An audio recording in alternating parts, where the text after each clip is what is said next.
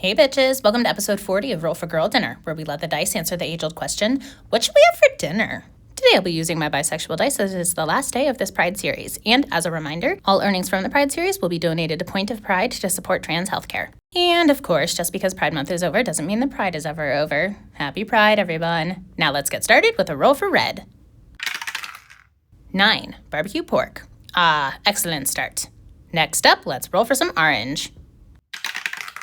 7. Pizza crisps. Today I'll be using Sonoma Creamery Pepperoni Pizza Crisps. And as you may know, I love these. So this is a really strong start to today's girl dinner. Now it's time to roll for some yellow. 8. Mango. There just are no words for how much I love mango. And moving on to the roll for green. 10. Cornichons. Today I'll be using these 3 little pig cornichons, which feels like an odd name for mini pickles, but it is what it is. And also, I don't know if I'm pronouncing cornichons correctly. Next up, let's roll for some blue. 3. Yellow bird hot sauce.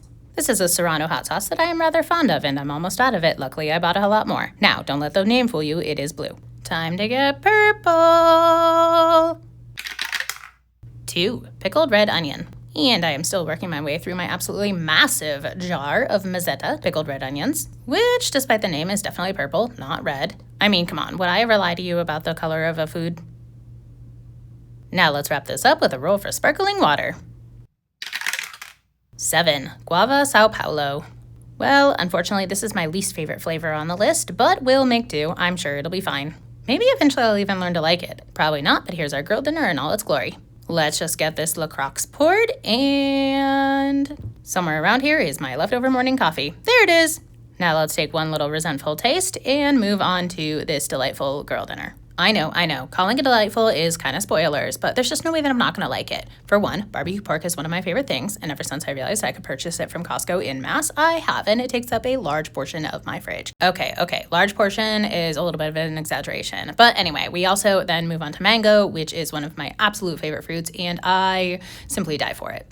I found it completely unsurprising that the mango tasted really good in this hot sauce because Serrano has a little bit of a citrusy flavor and a bit more heat than jalapenos, and mango just goes really well with spicy things. It also works just really well with these red onions and the pickles. Granted, I'm not sure that I found anything that doesn't work well with these red onions yet. I'm a huge fan. Interestingly though, I found that I liked using the barbecue pork better as a carrier than these pizza crisps.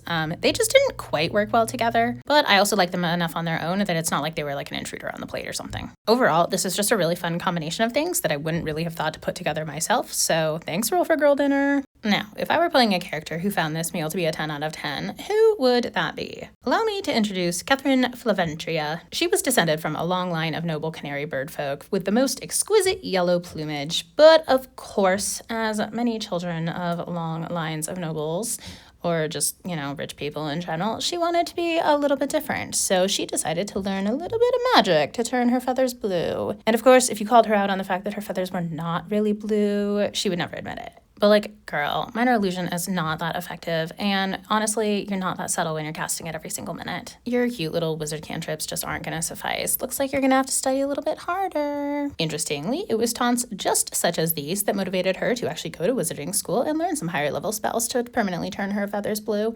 Oh, and because she didn't like those taunts so much, she also decided to get trained in fighting. But girl, just admit that you're a bottle blue and be done with it. If I was her, I would give this a perfect 10. As I am not, I, Kendra, give it a 9. This is my meal. I call this girl dinner. Girl dinner. Girl dinner.